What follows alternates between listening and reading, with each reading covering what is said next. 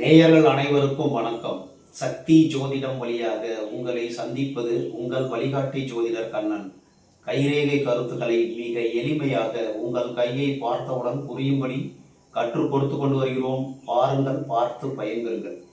புதுசாக நம்ம சேனலை பார்க்குறவங்க சப்ஸ்கிரைப் பண்ணிங்க. அப்பொழுதுதான் நான் போடக்கூடிய காணொலிகளை உடனுக்குடன் நீங்கள் கண்டு பயன்பெற முடியும் என்று கூறி இன்றைய தலைப்பு என்னவென்றால் சுக்கிரனின் சுகபோக வாழ்க்கை பலன் காணுதல் 18. சுக்கிர பகவானுடைய சுகபோகமான வாழ்க்கையை இந்த கைரேகை மூலமாக நாம் தெரிவிக்கப் போகிறோம். இந்த கைரேகையில் சுக்கிரமேட்டில் இருந்து விதி ரேகை ஆரம்பமாகி இருக்கிறது. சுக்கிர வளையம் இருக்கிறது. இது ஒரு வாலிபர், அதாவது 28 வயது நிரம்பிய ஒரு ஆண்மகனுடைய கையில் உள்ள ரேகை. அதில் மெயினாக 2 ரேகையை பற்றி தான் நம்ம பார்க்க போகிறோம். இந்த ரேகை எல்லாமே கிளியராக இருக்குது. சரிங்களா? இப்போ ஆயுள் ரேகை நல்லா இருக்கு, புத்தி ரேகை நல்லா இருக்கு, இறுதி ரேகை நல்லா இருக்கு. விதி ரேகை பாருங்க, சுக்கிரமேட்ல இருந்து ஆரம்பிச்சு போயிருக்கு. இங்க இருந்து சுக்கிரமேட்ல இருந்து ஒரு ரேகை விதி ரேகை போயிருக்கு. இது ஒண்ணு, அதை பார்க்க போறோம். அதுக்கப்புறம் குரு வளையம் விடுபட்டு இருக்கு, உடைபட்டு சுக்கிர வளையம் இருக்கு. குரு வளையம்னா குருமேட்ல இருக்குது. இது குரு வளையமும் இருக்கு, உடைபட்டு இருக்கு. சுக்கிர வளையமும் இருக்கிறது. 2 கையிலையும் குரு வளையமும் இருக்கு, சுக்கிர வளையமும் இருக்கு. சந்திரமேட்ல இருந்து விதி ரேகை ஆரம்பிச்சு போகுது 2 கையில. இதை தான் நீங்க பார்க்க போறோம். இப்ப மெயினாவே சுக்கிர பகவான் அப்படின்னா உங்களுக்கு எல்லாருக்குமே தெரியும், நிறைய பேருக்கு தெரிஞ்ச விஷயம் தான். சுகபோகத்தை அனுபவிக்க சுக்கிர பகவான் தூண்டுவார்.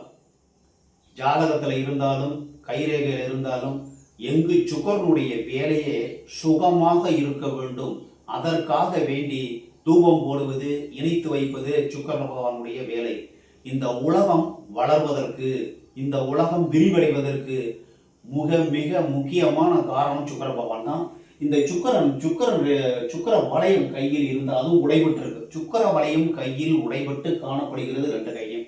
இந்த மாதிரி சுக்கிர வளையம் உடைபட்டு இருந்தால் சுக்கிரனுடைய வீரியம் அதிகமாகும். சுக்கிர மேடும் நல்லா இருக்கு, சுக்கிர வளையமும் உடைபட்டு இருக்கு. இப்பொழுது இவருக்கு 28 வயதாகிறது.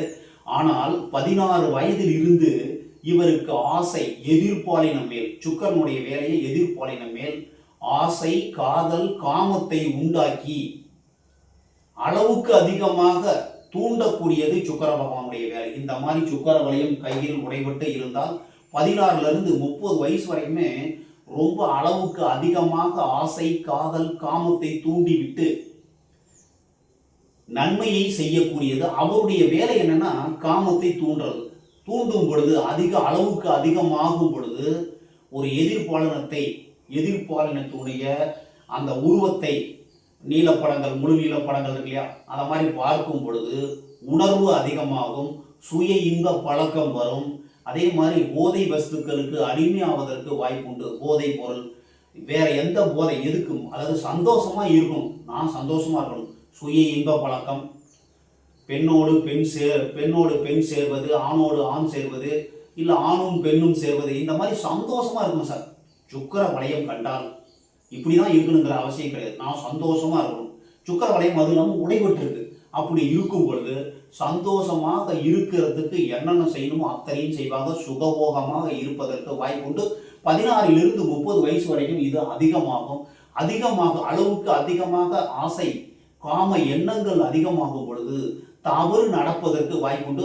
தவறு நடக்க வேண்டும் என்ற அவசியம் கிடையாது. ஆனா எதிர்பாலின மேல் காந்தம் இரும்பு துண்டை இழுப்பது போல் ஒரு கவர்ச்சி, ஒரு ஈர்ப்பு சக்தி இருக்கும்.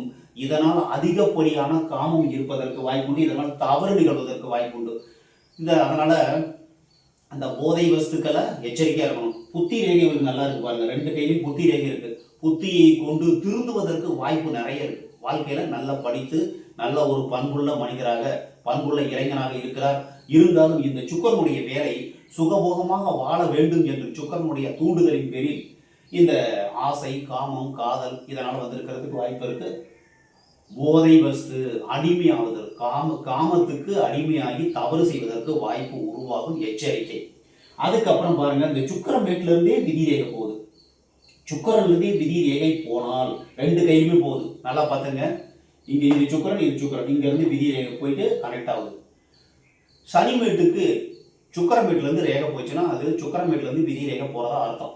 அப்படி அது அதனுடைய பலன் என்னன்னா, சுக்கிரன் ஆசை, எட்டாத இடத்தில், உயர்ந்த இடத்தில், அவருக்கு அடைய முடியாத இடத்தில் உள்ள ஒரு பெண்ணை, இவர் ஒரு ஆண் பெண்ணை காதல் செய்வதற்கு வாய்ப்புண்டு. இவருக்கு அடைய முடியாது. திருமணமானவரை காதலிப்பது, ஒரு உயர்ந்த அந்தஸ்தில் உள்ள ஒரு பெண்ணை காதலிப்பது, இந்த மாதிரி காதலித்து தோல்வி அடைவதற்கு வாய்ப்பு உண்டு. காதல் அதிகமாக இருக்கும். இந்த சுக்கிரமேட்டிலிருந்து போச்சுன்னா அடைய முடியாத இடத்தில் ஒரு பெண்ணை காதலித்து அதில் தோல்வி அடைவதற்கு வாய்ப்பு உண்டு. தோல்வி அடைஞ்சிட்டார். இந்த தாரரேகையை பார்த்தோம்னா ஒரு 25, 23க்குள்ளாரே தோல்வி அடைந்து விட்டார். சின்ன ரேகை, தாரரேகை சின்னதாக இருக்கா, தோல்வி அடைக்கிறார். 30 வயதில் ஒரு திருமணம் நடக்க போகிறது. எப்படி சார் திருமணம் நடக்கும்? சந்திரமேட்டிலேருந்து விதி ரேகை போகுது. அப்போ ஜாதி மதம் விட்டு நல்ல வேலைக்கு செல்லக்கூடிய, நல்ல அந்தஸ்தில் உள்ள ஒரு படித்து நல்ல ஒரு சம்பாத்தியம் கொடுக்கக்கூடிய, ஜாதி மதம் விட்டு வேற ஜாதி வேற இனம் அந்த மாதிரி காதல் திருமணம் செய்வதற்கு, சுக்கிரமேட்டிலிருந்து விதிரேகை போச்சுன்னா காதல் திருமணம் கலப்பு திருமணம் நடப்பதற்கு வாய்ப்புண்டு. சம்பவங்கள் நிறைய நடக்கும். விதிரேகை சனிமேட்டில் போச்சுன்னா நிறைய புதிதான சம்பவங்கள் நிறைய நடக்கும். நடந்து திருமணம் ஆன பிறகு, எப்போ சார் திருமணம் நடக்கும்? இந்த தாரரேகை பாருங்க, 30 வயசில் நடக்குது. காதல் திருமணம் 30 வயதில் நடப்பதற்கு வாய்ப்பு உருவாகும். மனைவி வந்த பிறகு வாழ்க்கையில் திருந்தி சந்தோஷமாக குடும்பம் நடத்துவதற்கு வாய்ப்புண்டு. குழந்தைகள் இருக்கிறது, கூட பிறந்தவங்க இருக்கிறாங்க, சந்தோஷமான வாழ்க்கையை வாழ்வதற்கு வாய்ப்புண்டு.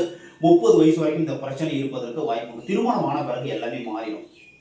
காமம், காதல், இந்த நிறைவேறாத காதல் ஆசை இருக்கு இல்லையா, அந்த இதெல்லாமே தோல்வி அடைஞ்சிருச்சு. தோல்வி அடைந்து திரும்பவும் காதல் பண்ணி திருமணம் செய்து வாழ்க்கையில் செட்டில் ஆகிறதுக்கு வாய்ப்பு இருக்குது. இப்படி தான் நம்ம கையை பார்க்கணும்.